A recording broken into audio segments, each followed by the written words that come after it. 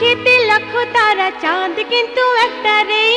ঢাকায় সিনে জগতের এক সময়ের ব্যস্ততম ও সফল অভিনেত্রী সাদিকা পারভীন পপি। অভিনয় জীবনে 3বার জাতীয় চলচ্চিত্র পুরস্কার অর্জন করা এই চলচ্চিত্র নায়িকা দীর্ঘদিন ধরেই রয়েছেন রূপালী পর্দার আড়ালে। ব্যক্তিজীবনে নানান অসঙ্গতি নিয়ে গণমাধ্যমে চর্চায় থাকলেও সম্প্রতি আবারও বড় পর্দায় ফেরার গুঞ্জন নিয়ে মুখ খুলেছেন পপি, আর এরই সঙ্গে জুড়ে দিয়েছেন শর্ত।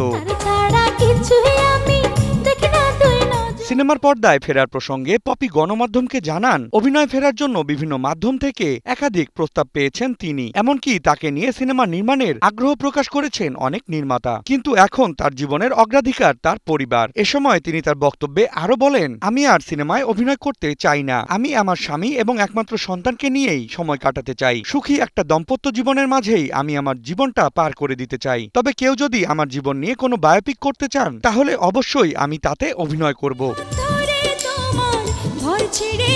পপির ভাষ্যমতে তিনি আর বর্তমানে সাধারণ কোনো সিনেমা, নাটক কিংবা বিজ্ঞাপনে কাজ করার জন্য মোটেও প্রস্তুত নন। তবে তার জীবনের গল্পকে সিনেমার পর্দায় ফুটিয়ে তোলার বিশেষ শর্তে আবারও ক্যামেরার সামনে দাঁড়াতে আপত্তি নেই তার। পপি জানান, বায়োপিক হলেও সেটিকে হতে হবে তার মনের মতো। এক্ষেত্রে নিজের জীবনের গুরুত্বপূর্ণ অধ্যায়গুলোকে যথাযথভাবে তুলে না ধরা হলে অভিনয়ে ফিরতে রাজি নন এই অভিনেত্রী।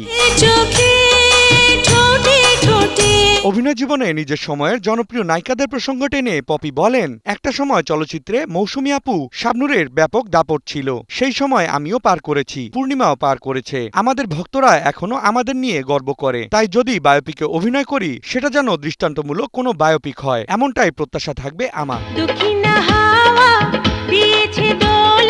এ সময় নিজের বায়োপিক নির্মাণে পপি তার চাহিদা সম্পর্কে জানান, একটি গল্প যেখানে জন্ম থেকে শুরু করে বেড়ে ওঠা, ফটো সুন্দরী প্রতিযোগিতায় অংশগ্রহণ তথা ব্যক্তি ও চলচ্চিত্র জীবনের সংগ্রাম সিনেমার আদলে তুলে ধরা হবে। যদি কোনো নির্মাতা তার মনের মতো করে গল্পটি গভীরভাবে গাঁথতে সক্ষম হয়, তবেই তিনি অভিনয়ে ফিরবেন। এক্ষেত্রে তিনি সাফ জানিয়ে দেন, যদি তার কাছে গল্পের গাঁথনি ভালো না লাগে, তাহলে তিনি আর অভিনয় করতে চান না কিংবা অভিনয়ে ফিরতেও চান না।